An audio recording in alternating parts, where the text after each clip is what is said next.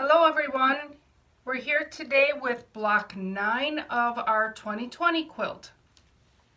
So this block may look a little bit familiar because we are going to be dealing again with our flying goose and our angled rectangle. Today's block we're going to be doing 2 flying geese in one color, 2 flying geese in a different color, and then the angled rectangle that goes with the flying goose is going to be of the opposite color. Here and here. Okay? So with this method, you're going to want to use the method where you take your rectangle, you put your square on top. This is for making the flying geese. You're going to want to take your rectangle, put your square on top, sew corner to corner, iron that open, and then add your second corner. Okay?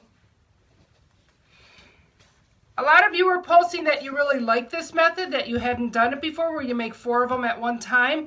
But obviously, if I make 4 flying geese at one time, I'm going to end up with 4 flying geese with the same color, and this time we only want 2 dark and 2 light. You can, I guess, make all 4 of these the same color, but then it would affect your color scheme in your middle. So that's a design choice of yours if you want to do it. So again, you're not going to use this method, but you do want to use this method this time.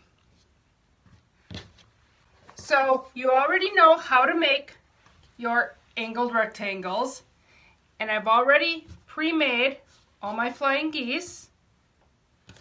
Okay. So this time it's going to be more about how you lay out your 2 different units. So the last 2 times, and I'm just going to grab my block, the previous 2 blocks that we made. Okay.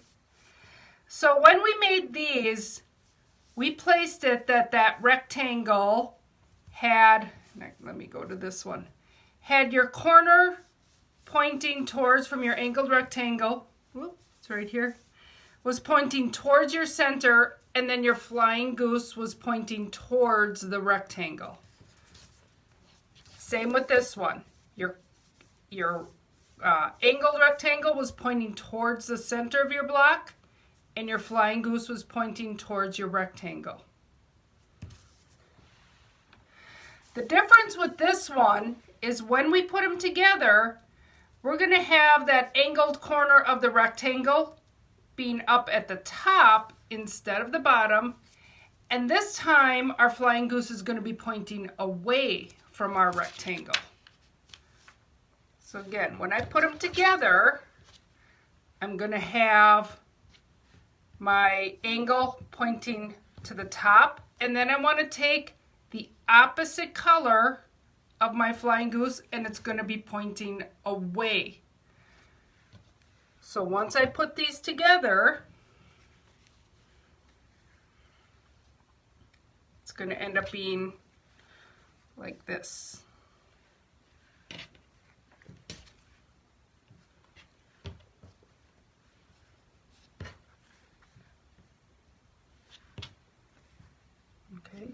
So even though I still end up with this little 4 patch in the middle, I have to have it pointed in the opposite direction because my flying geese are going in the opposite direction. So I'm going to go sew these together, and then I'll be right back. Okay, so here I am with my units sewn together, ironed, and squared up. Now the one thing in the past 2 blocks, when we sewed these units together, we were always sewing at the tip point of our flying goose. So when we were sewing, we were trying to hit exactly where those 2 lines intersected. This time, we sewed on the bottom side of the flying goose. So again, as you're at your sewing machine, that'll be a reminder that you're sewing this long seam and you're not going to be aiming for that point. If you hit that point, that means you've sewn them together wrong. So once I have my 4 blocks sewn, pressed, and squared up, I'm now going to put them together, and I always want this angle to be at my center and my flying goose to be pointed out. I'm going to make sure that I rotate a 1/4 turn each one. And I want in my center my 2 blues to be opposite and my 2 reds to be opposite. All of my geese are pointing facing out, so I know I've constructed it correctly. I'm going to sew these 2 units together. I'm going to sew these 2 units together, and then I'm going to join my 2 halves.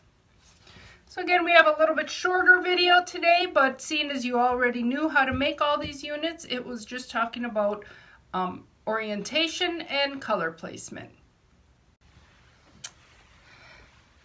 So here's my block all sewn together.